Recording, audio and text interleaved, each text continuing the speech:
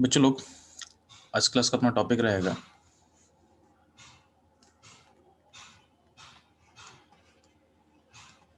PH of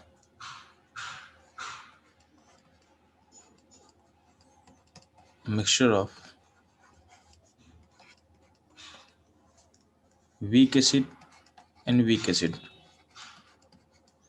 weak acid and weak acid। ठीक है, तो मान ले तेरे सामने दो वीक एसिड है, एक है एच एक है एच बी। तो एक एच वीक एसिड आपके पास है और एक एच बी वीक एसिड है। एच का कॉन्सेंट्रेशन C1 दिया हुआ क्वेश्चन में और एच बी का कॉन्सेंट्रेशन मान लेते हैं C2 दिया हुआ है। ठीक है, दोनों का जो इक्विलिब्रियम कांस्टेंट होगा एच, अगर एच का मान लेते हैं कि K1 है कांस्टेंट और एच बी का मान लेते हैं कांस्टेंट क्या है K2 है। ठीक है, तो ध्यान देना, होता क्या है कि वीक एसिड खुद को डिसोसिएट करता है, तो खुद को ब्रेक करे तो क्या बनेगा, H प्लस में टूटेगा, M प्लस M माइनस टूटेगा, H टूटेगा, इस तरीके से टूटेगा। और एच बी जो है एच बी टूटेगा H प्लस में एन बी माइनस में ब्रेक करेगा। अब ध्यान देना, यहाँ पे चेक करोगे तो सिस्टम में जो है, अगर दोनों एसिड अगर एक ही कॉमन सिस्टम में अगर ब्रेक कर रहा है तो यहाँ पे H प्लस का है दोनों में कॉमन है, यानी यहाँ पे H प्लस आयन दोनों में कॉमन है, तो यहाँ पे कॉमन आयन इफेक्ट होने वाला है, यहाँ पे कॉमन आयन इफेक्ट होने वाला है। कॉमन आयन इफेक्ट, इस कॉमन आयन के कारण जो एच एसिड है उसका डिस्ट्रीब्यूशन कुछ ना कुछ सप्रेस करेगा, यानी सर कुछ ना कुछ डिस्ट्रीब्यूशन क्या घटेगा और कुछ एच बी का घटेगा, यानी दोनों acid without presence of common ion जितना ब्रेक करता है उससे कुछ ना कुछ कम ब्रेक करेगा। तो मैं जूम करते हैं, कॉमन आयन इफेक्ट होने के बाद, कॉमन आयन इफेक्ट होने के बाद आपका जो एच एसिड है, यानी जो फर्स्ट एसिड है वो ब्रेक कर रहा है, यहाँ से C1 था, C1 से मान लेते हैं ब्रेक कर रहा है X, तो यहाँ से X बनेगा, यहाँ पे X बनेगा। ठीक है, और जो एच बी एसिड है तो कॉमन इफेक्ट होने के बाद हम क्या हो रहे हैं, यहाँ से ब्रेक करेगा C2 से मान लो Y टूटेगा, तो यहाँ पे Y बनेगा, Y बनेगा। अब ध्यान देना, चूंकि X और Y आपस में जो H प्लस दोनों में कॉमन है, तो दोनों का जो कॉन्सेंट्रेशन है दोनों में ऐड होगा, तो यहाँ पे आप ऐड कर लोगे Y को, क्योंकि यानी जो सेकेंड इक्विलिब्रियम है उसका जो Y इसमें ऐड हो जाएगा H प्लस में, जो फर्स्ट इक्विलिब्रियम का जो H प्लस है और सेकेंड इक्विलिब्रियम आपको ऐड करना पड़ेगा, तो यहाँ पे भी क्या करोगे आप, तो यहाँ पे भी आप X को ऐड कर दोगे। तो इससे सोच सकते हैं हम, इससे हम लोग सोच सकते हैं। ध्यान देना, हम लोग अप्लाई यानी हम लोग कॉमन इफेक्ट का यूज कर चुके हैं, यानी यहाँ जो X और Y है ये हमें जूम कर रहे हैं after common effect, after common effect, यानी हम जो X और Y यहाँ पर जूम कर रहे हैं एक कॉमन इफेक्ट होने के बाद के बारे में बात कर रहे हैं। ठीक है, ध्यान देना, तो उसका हम लोग क्या करेंगे, अप्रोक्सीमेशन करते हैं। तो अगर हम अप्रोक्सीमेशन करेंगे तो हमको पता है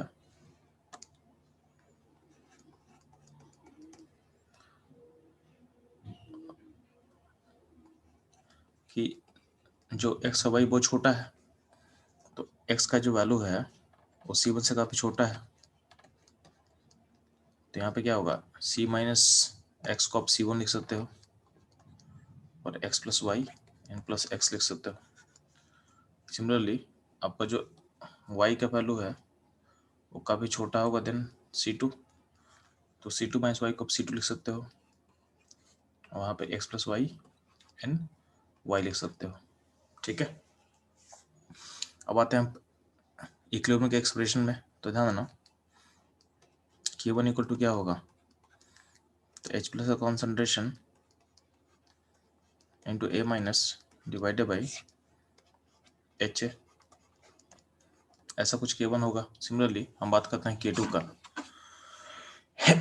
हम बात करें K2 का, तो ध्यान दोगे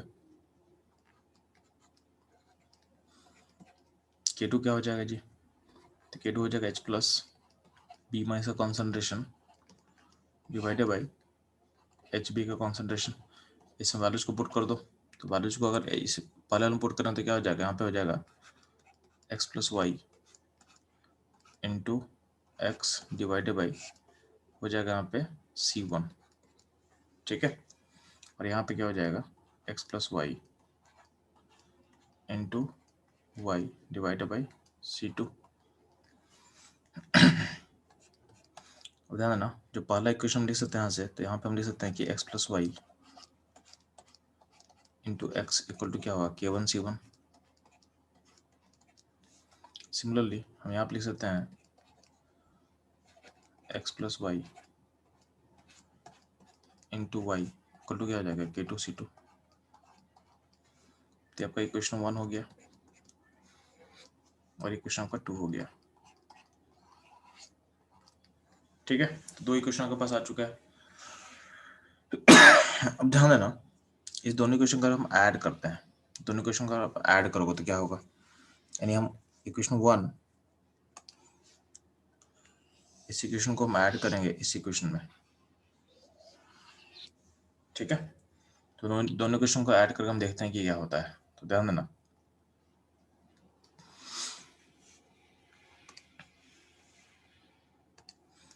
तो हम इक्वेशन फर्स्ट एंड सेकंड को ऐड करने का कर रहे हैं, ठीक है। तो ध्यान देंगे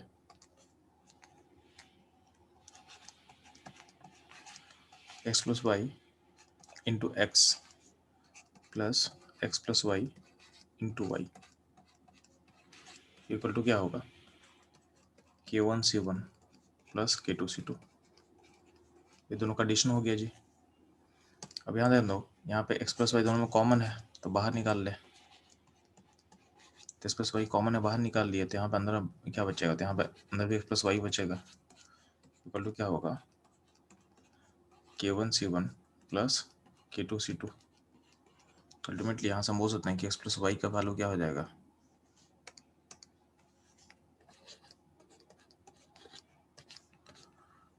तो वैल्यू हो जाएगा रूट ओवर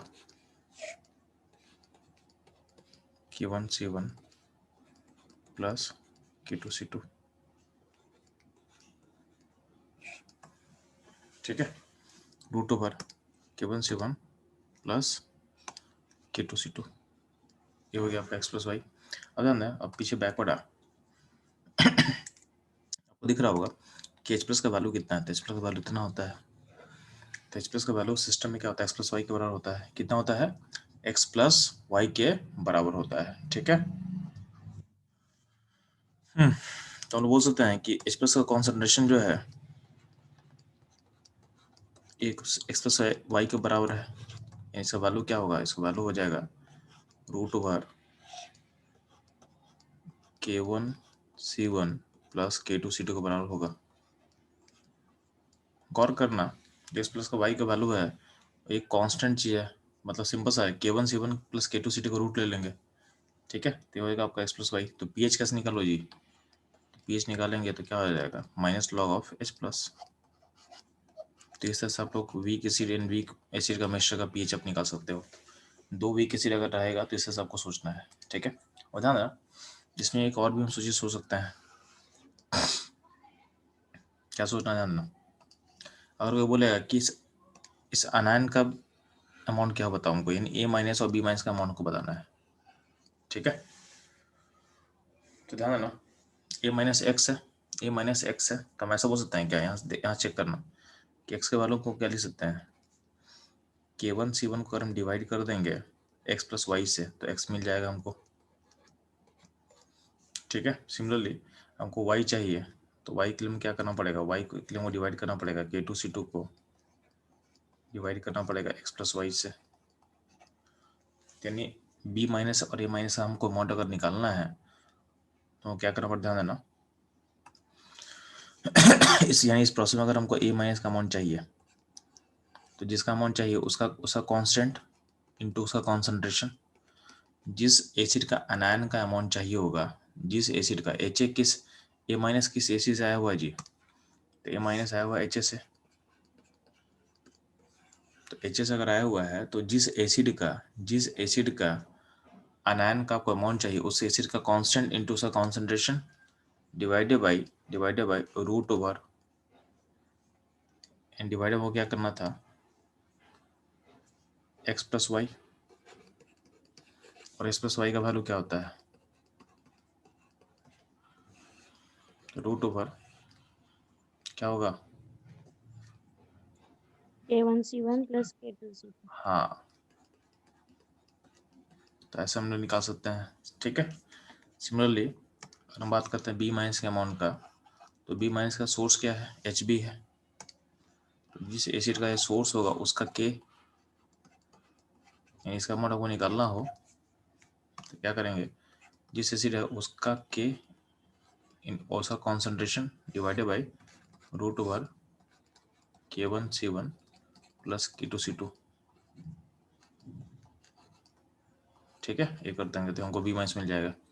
तो इस तरीके से हम लोग वीक एसिड के बारे में इंफॉर्मेशन निकाल सकते हैं। ठीक है, तो अगर आप लोग को वीक एसिड क्लियर है, ठीक है, तो हम लोग इस पर एक क्वेश्चन करते हैं। ठीक है, तो ध्यान देना, आपके सामने क्वेश्चन में लिख रहा हूँ। तो दो वीक एसिड है, क्या क्या है, तो बोला गया एक वीक एसिड है HF। ठीक है, HF है और एक है HNO2।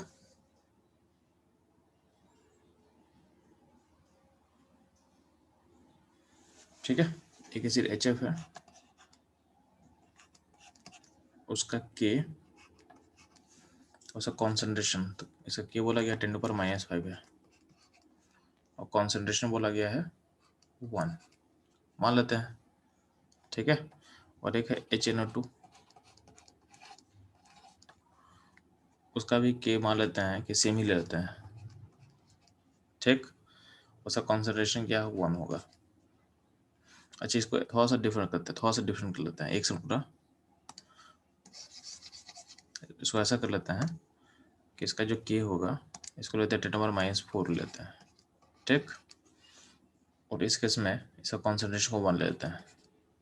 ठीक है, तो आप लोग को क्या पता करना है, इस क्वेश्चन में आपको H प्लस का कॉन्सेंट्रेशन निकालना है। Find H plus concentration, find pH, find concentration of minus, find concentration of NO2 minus. तो इन सबको फाइंड करना आपको जी।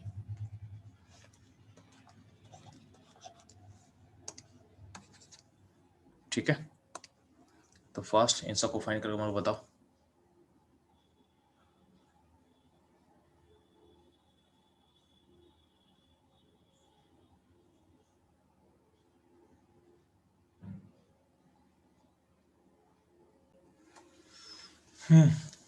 तो ध्यान रखो, चलो इसका अगर हम लोग सॉल्यूशन देखते हैं तो H प्लस का वैल्यू क्या होगा, तो इसके लिए हम लोग फॉर्मूला से इशू क्या होगा, root over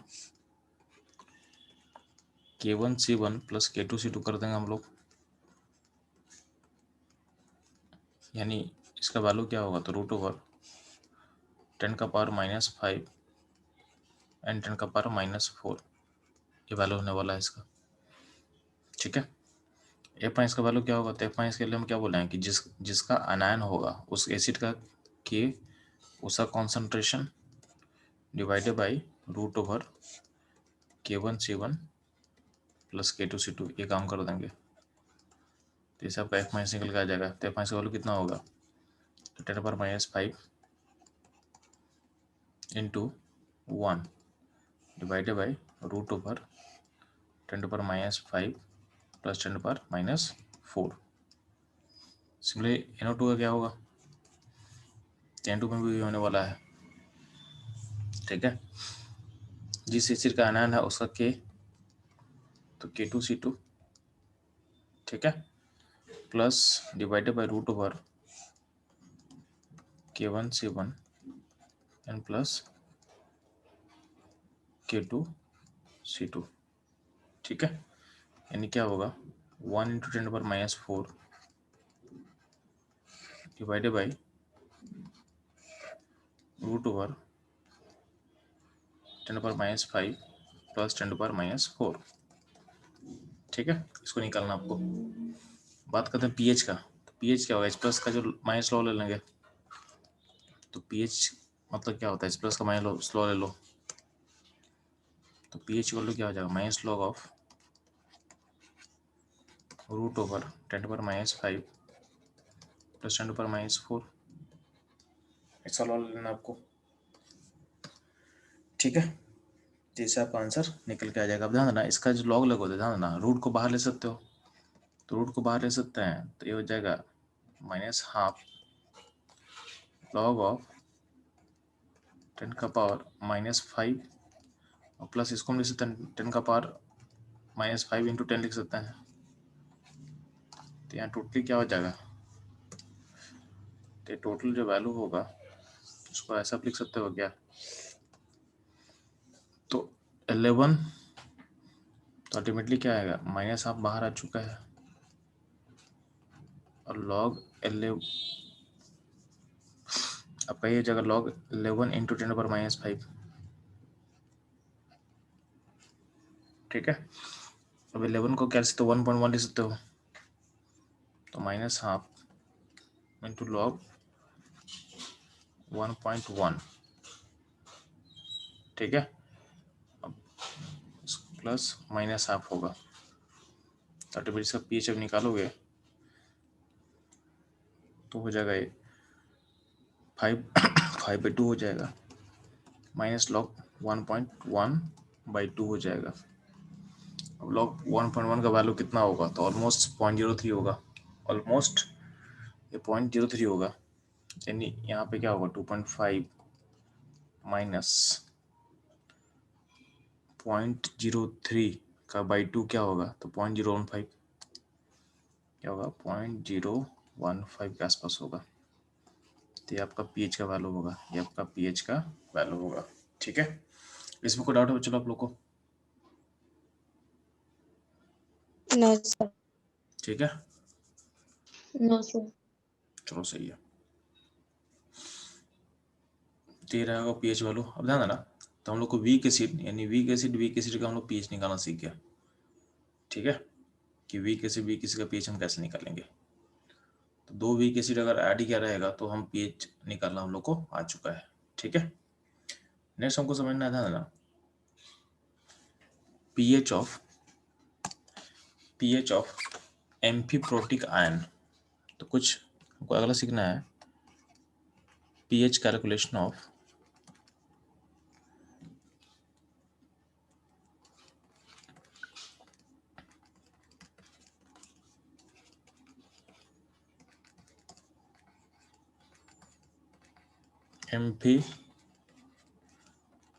amphiprotic ion, pH calculation of amphiprotic ion।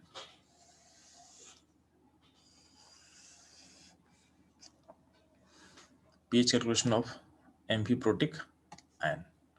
तो एम्फीप्रोटिक आयन किसको होता है, उसको ध्यान देना है। एम्फीप्रोटिक आयन हम किसको बोलते हैं, ठीक है।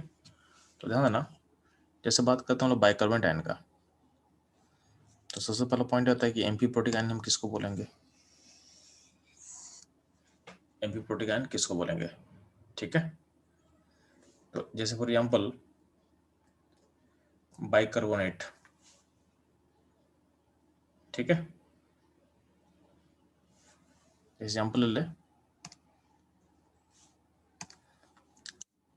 एक आयन ले रहे हैं बाइकार्बोनेट आयन। तो जो आयन है ये H+ छोड़ भी सकता है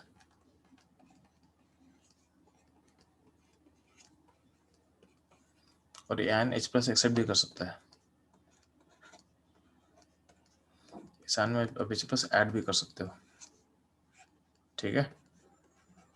तो ऐसा आयन जहाँ जो H+ दे भी सकता है, H+ ले भी सकता है, उसको हम बोलते हैं एम्फीप्रोटिक आयन। क्या बोलते हैं, एम्फीप्रोटिक आयन। इसका और एग्जाम्पल क्या पॉसिबल है, इसका और एग्जाम्पल पॉसिबल है Hs-, ठीक है, HPO4-2, ठीक, H2PO4-1, ये सब कुछ एग्जाम्पल हो जाएगा एम्फीप्रोटिक आयन का। तो हम लोग एम्फीप्रोटिक आयन का पीएच कैसे निकालते हैं, ध्यान देना, ठीक है। तो एम्फीप्रोटिक आयन किसको बोलते हैं, जो H+ ब्रेक भी कर सकता है, इन H+ को प्रोड्यूस भी कर सकता है, और जो H प्लस को क्या कर सकता है, एक्सेप्ट भी कर सकता है, उसको एक्सेप्ट भी कर सकता है। ठीक है, तो अब ध्यान देना,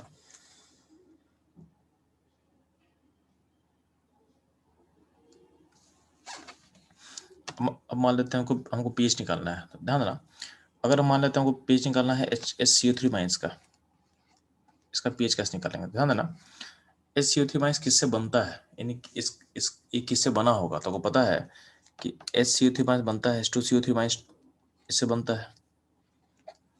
तो यानी कार्बोनिक एसिड को आप से ब्रेक करो तो क्या बनेगा, H प्लस बनेगा, एंड HCO3 माइनस बनता है। तो इस इक्वेशन का ये हो गया K1 हो गया, यानी इसका कांस्टेंट क्या हुआ, K1 हुआ। अब ध्यान ना, तो HCO3 माइनस अगर ब्रेक करेगा तो क्या होगा, H प्लस निकलेगा और प्लस कार्बोनेट बनता है, कार्बोनेट बनेगा, इसको हम बोल सकते हैं K2। इसका कांस्टेंट क्या होगा, K2 होगा। तो ध्यान देना, आपको पीएच निकालना है किसका, इसका पीएच निकालना है।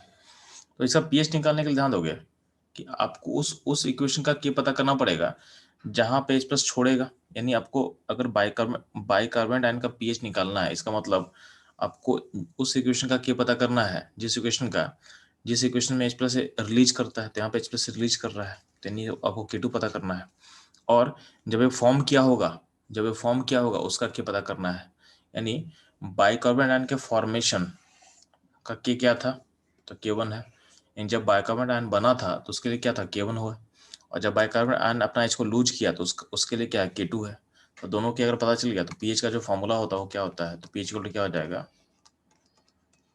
PK1 प्लस PK2 बाई 2 हो जाएगा, ये हो जाएगा इसका पीएच निकालने का तरीका, PK1 प्लस PK2 बाई 2। ठीक, अब ध्यान दोगे, सिमिलर क्वेश्चन में अगर हम बात करते हैं तो हमको HS माइनस का पीएच निकालना है, वो निकालना है HS माइनस का। तो HS माइनस का पीएच कैसे निकलेगा जी, तो HS माइनस कब बना था, तो बनता है H2S से, तो H2 से बनता है तो कैसे ये टूटेगा तो क्या बनेगा, H माइनस बनेगा और H प्लस रिलीज होगा, प्लस H प्लस रिलीज होगा। तो इसका ये हो गया K1, इसका हो गया K1। अब H माइनस ब्रेक करे तो क्या बनेगा, ये बनेगा H प्लस एंड बनेगा S माइनस 2, इसका हो जाएगा K2, इसका हो जाएगा K2। आपको पीएच निकालना है HS माइनस का, तो इसका फॉर्मेशन के लिए K1 है, और ये भी खुद से ब्रेक करेगा, इसको रिलीज करेगा तो उसके लिए K2 है। इसका पीएच क्या हो जाएगा, इसका पीएच हो जाएगा यहाँ पे PK1 प्लस PK2 का एवरेज यानी बाई 2 हो जाएगा। ठीक, सिमिलरली हम बात कर रहे हैं, अगर मान लेते पास फॉस्फोरिक एसिड है H3PO4, तो जब ये अपना पहला H लूज करेगा तो क्या बनेगा, H प्लस बनेगा, और प्लस बनेगा H2PO4 माइनस 2 बनेगा, मतलब -1 बनेगा। ठीक है, तो ये हो गया आपका इसका लाइक K1 बोल रहे हैं हम। नेक्स्ट जो H2PO4 माइनस है वो फर्दर ब्रेक करके अपना H को लूज करता है, फिर से H प्लस ब्रेक करेगा तो क्या बनेगा, तो HPO4 माइनस 2 बनेगा, ये हो गया K2।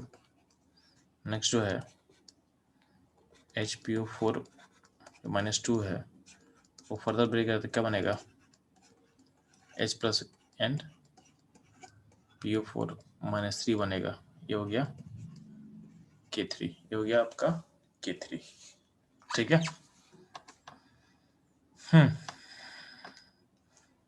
जैसे हमारा है, तो यहाँ पे ध्यान देना, यहाँ पे अगर हम बोलेंगे हमको निकालना है इसका पीएच, अगर हमको निकालना है pH of this,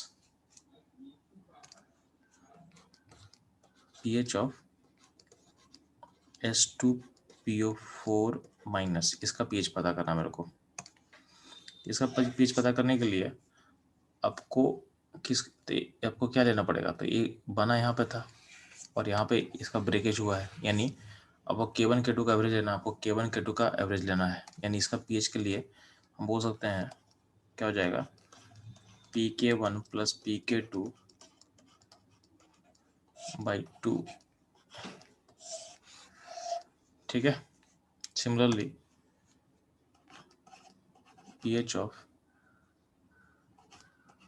HPO4 -2, pH of HPO4 -2, pH of HPO4 -2। इसका pH निकालना था। देखो HPO4 -2 कब बना था? यहाँ बना है। ये बना कहाँ है? तो बना यहाँ पे है। और एक यानी उसका के, यानी उसका क्या है? K2 है। और ये जब अपना H+ लूज करेगा तो उसका क्या है? K3 है। इसका pH क्या हो जाता है? pH हो जाएगा pK2 प्लस pK3/2 हो जाएगा, बाई 2 हो जाएगा। ठीक है। तो इसके थ्योरी में कोई दिक्कत हो रहा है चलो आपको? यहाँ तक क्लियर है आप लोग को? और इसका पहला वाला थोड़ा स्लाइड दिखाएंगे, और असर यहाँ दिखा रहा था। अच्छा डेफिनेशन वाला। ठीक है। तो एम्फी प्रोटिक आयन मतलब जो H+ छोड़ भी निकाल भी सकता है और H+ एक्सेप्ट भी कर सकता है, उसको बोलते हैं एम्फी प्रोटिक आयन। ठीक है।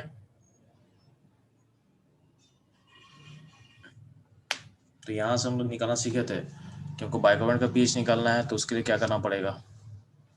तो जब ये फॉर्म किया तो उसका K, और जब इसका H निकलेगा तो उसका K, दोनों का K का P ले लेना, उसका बाई 2 कर देना, उसका बाई 2 कर दोगे आप लोग। ठीक है। यहाँ भी HS- भी क्या हुआ? जब फॉर्म किया था तो उसका K1 था, जब रिलीज किया उसमें क्या हुआ? K2 हुआ, तो PK1 प्लस PK2/2 हो गया। ठीक। सिमिलरली यहाँ पे फॉस्फोरिक एसिड में आपका 2 एम्फी प्रोटिक आयन बनेगा, एक होगा H2PO4-, एक होगा HPO4-2। तो दोनों का pH कैसे निकालेंगे तो आपको समझा दिया गया है। ठीक है। यहाँ तक कोई प्रॉब्लम है? चलो नो सर। नहीं है। अगर इस वीडियो को होते ना, आराम से सारा वीडियो अपलोड कर देंगे। ठीक है। अब ध्यान देना, इस पे क्वेश्चन कर लेता हूँ लोग। ठीक है।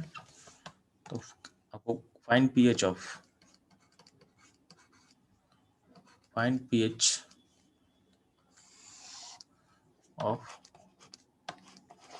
बाइकार्बोनेट गिवन क्या दिया हुआ है? तो गिवन दिया हुआ कि H2CO3 से जब टूटेगा तो H+ बनेगा और SCO3- बनेगा। उसका दिया हुआ K दिया हुआ है 10⁻⁻⁶। ठीक है। और जब SCO3- से ब्रेक करेगा H+ एंड कार्बोनेट, उसका pH दिया हुआ है, यानी उसका K दिया हुआ है 10⁻⁻⁻। ठीक है। तो फर्स्ट हो गया आपके लिए। सेकेंड आपको निकालना है pH ऑफ HS-। आपको दिया हुआ है कि H2S ब्रेक करके बनेगा H+ एंड HS-। उसके लिए आपको K दिया हुआ है 10⁻⁻⁵ मान लो दिया हुआ है, और HS- से फर्दर ब्रेक करेगा, बनेगा H+ एंड S-2 बनेगा, एंड S-2 बनता है। उसका जो K है वो 10⁻⁻12 दिया हुआ है। ठीक है। तो यहाँ पे अब इसका निकालोगे, यानी आप इसका pH निकालोगे। ठीक है। तो 2 क्वेश्चन फास्ट बनाओ।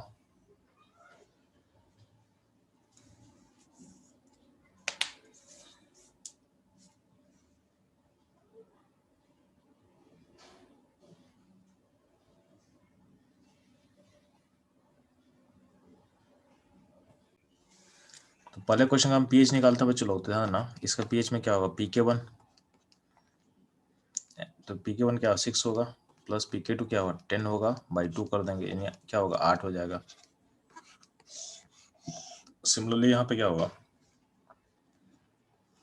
यहाँ का pH क्या होगा?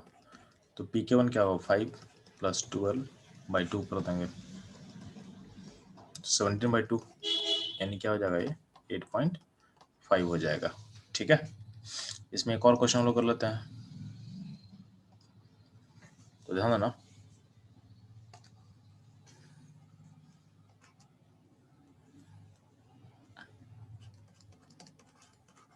Find pH of H2PO4 minus and pH of HPO4 minus 2। Given क्या दिया हुआ है? गिवन दिया हुआ है कि फॉस्फोरिक एसिड से जब पारा H टूटेगा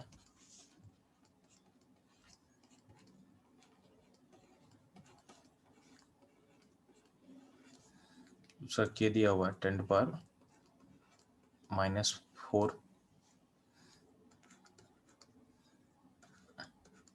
नेक्स्ट H अगर ब्रेक करता है तो उसके लिए दिया हुआ H प्लस HPO4 minus 2। इसका K क्या होता है 10⁻⁻⁶। HPO4 फर्दर ब्रेक करने क्या बनेगा? H+N फॉस्फेट बनेगा। इसका K मान लेते हैं 10⁻⁻10। ठीक है। अब यहाँ पे इनका pH निकालना है, इनका pH निकालना है, इनका pH निकालना है। ठीक है, तो जल्दी से फास्ट pH निकाल बताएंगे।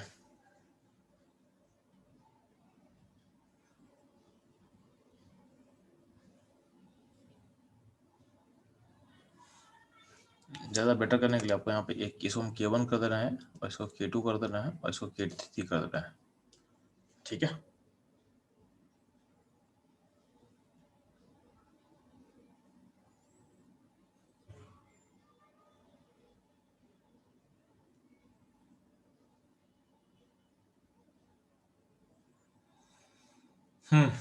ठीक है। तो आप लोग आंसर सही है। ध्यान ना, जो पहले वाले इसका pH होगा तो इसका pH में pK1 प्लस pK2/2 करेंगे, यानी 4 + 6/2 कर देंगे तो ये आंसर होगा 5 इसका pH का। सेकेंड वाला जो इस सिस्टम के लिए हम pH निकालेंगे तो क्या होगा? pK2 प्लस pK3 करेंगे, pK2 प्लस pK3/2 करेंगे, यानी क्या होगा इसका आंसर? 10 + 6 + 10 तो क्या होगा? 6 + 10/2 यानी क्या होगा? 8 होगा इसका आंसर। इसका आंसर होगा 8 होगा। ठीक है, तो इसके साथ हमारा एम्फीप्रोटिक आयन का टॉपिक खत्म होता है। ठीक है।